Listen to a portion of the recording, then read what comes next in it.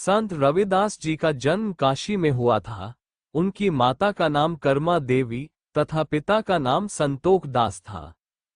चर्मकार कुल से होने के कारण जूते बनाने का अपना पैतृक व्यवसाय उन्होंने हृदय से अपनाया था।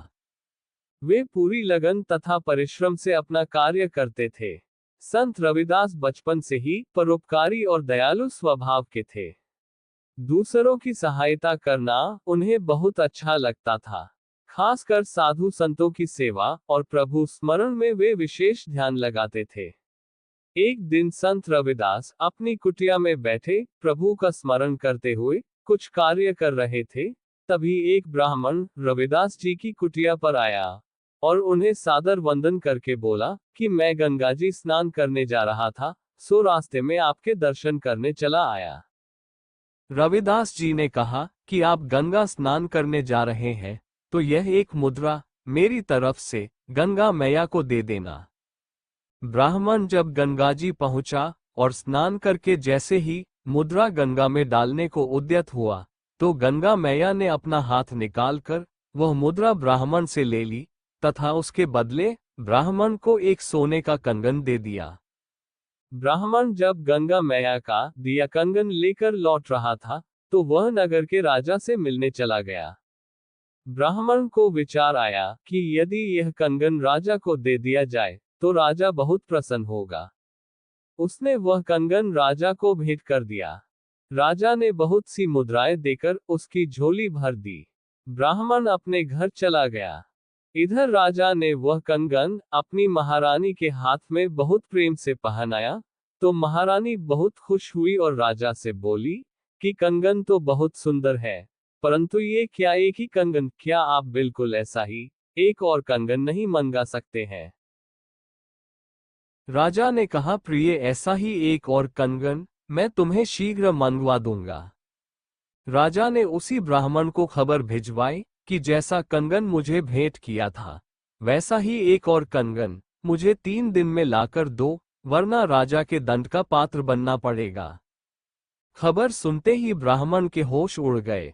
वो पछताने लगा कि मैं व्यर्थ ही राजा के पास गया, दूसरा कंगन कहां से लाऊं? इसी सोच में वह रविदास जी की कुटिया पर पहुंचा और उन्हें पूरा वृत्तांत बताया कि गंगा जी ने आपकी दी हुई मुद्रा स्वीकार करके मुझे एक सोने का कंगन दिया था, वह मैंने राजा को भेंट कर दिया। अब राजा ने मुझसे वैसा ही कंगन मांगा है। यदि मैंने 3 दिन में दूसरा कंगन नहीं दिया तो राजा मुझे कठोर दंड देगा।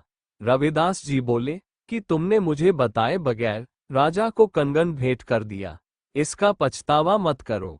यदि कंगन तुम भी रख लेते तो मैं नाराज नहीं होता, नहीं मैं अब तुमसे नाराज हूं।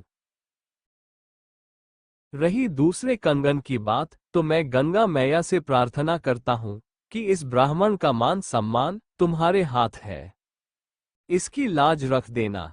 ऐसा कहने के उपरांत रविदास जी ने अपनी वह कठौती उठाई जिसमें वे चर्म गलाते थे। उसमें जल भरा हुआ था। उन्होंने गंगा मैया का आह्वान कर अपनी कठौती से जल छिड़का, तब गंगा मैया प्रकट हुई और रविदास जी के आग्रह पर उन्होंने एक और कड़ा ब्राह्मण को दे दिया। ब्राह्मण खुश होकर राजा को वह कंगन भेंट करने चला गया और रविदास जी ने अपने बड़प्पन का जरा भी एहसास ब्राह्मण को नहीं होने दिया। ऐसे थे महान संत रविदास। एक अन्य प्रसंग के अनुसार एक बार एक पर्व के अवसर पर उनके पड़ोस के लोग गंगा जी स्नान के लिए जा रहे थे। रविदास के शिष्यों में से एक ने उनसे भी गंगा स्नान के लिए चलने का आग्रह किया। उन्होंने उत्तर दिया, गंगा स्नान के लिए मैं अवश्य चलता, किंतु एक व्यक्ति को जूते बनाकर आज ही देने का वचन मैंने दे रखा है। यदि मैं उसे आज जूते नहीं दे सका तो मेरा वचन भंग होगा। ऐसे में गंगा स्नान के लिए जाने पर मन यहाँ लगा रहेगा तो पुण्य कैसे प्राप्त होगा? मन जो काम करने के लिए अंतःकरण से तैयार हो वही काम करना उचित है। अगर मन सही है तो इसे कठौती के जल में ही गंगा स्नान का पुण्य प्राप्त हो सकता है। माना जाता है कि इस प्रकार के उनके व्यवहार के बाद से ही ये कहावत प्रचलित हो गई कि मन चंगा तो कठौती में गंगा।